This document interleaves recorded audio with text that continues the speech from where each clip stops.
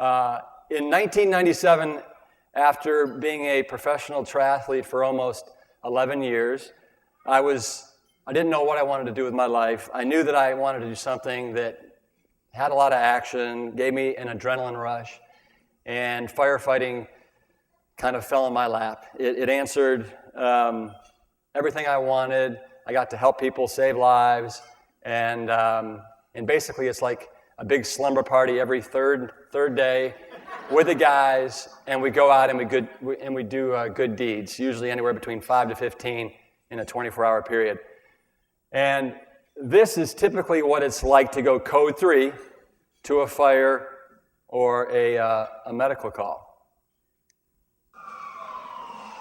And that's me driving. Kind of honk the horn before the light. There's the English siren to kind of get us going. And I look both ways before going through that red light.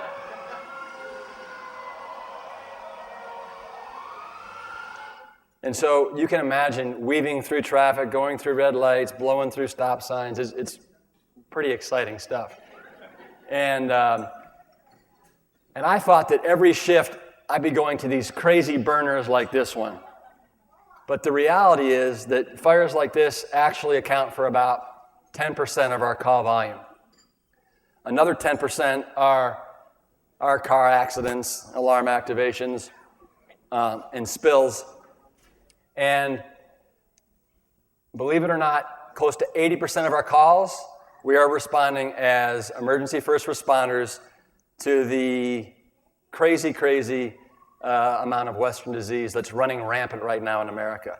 Whether it's heart disease, diabetes, obesity, we see it every shift again and again and again. And it gets really old thumping on somebody's chest trying to save them. When somebody's frothing at the mouth because their blood sugar level has gotten too low. And I just want to, grab them and shake them and say, hey, there's a better way. Let's talk a little bit about the recipes that are in the book. They're not a bunch of frou-frou recipes that people don't know about. They're very, very delicious ones. This is the first recipe in the book. It's the big bowl, and it's 3 kinds of different cereals, milk substitute, 3 fruits.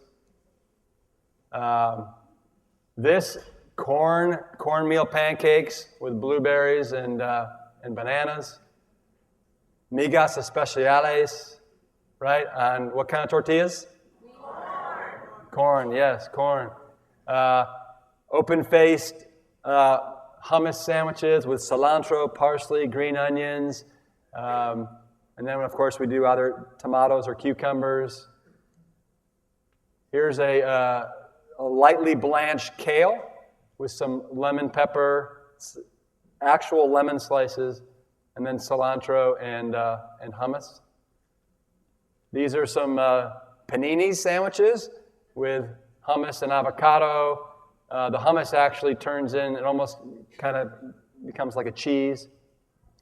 And then we do baby spinach and bell peppers. And that is an Ezekiel Food for Life bread. This is a oatmeal black bean burger. These are some green leafy wraps that are sliced up to be like nori rolls. This is a polenta pizza with a bunch of vegetables. The light from the screen doesn't do it justice. Here we have gnocchi in a nice marinara sauce. You know what that is.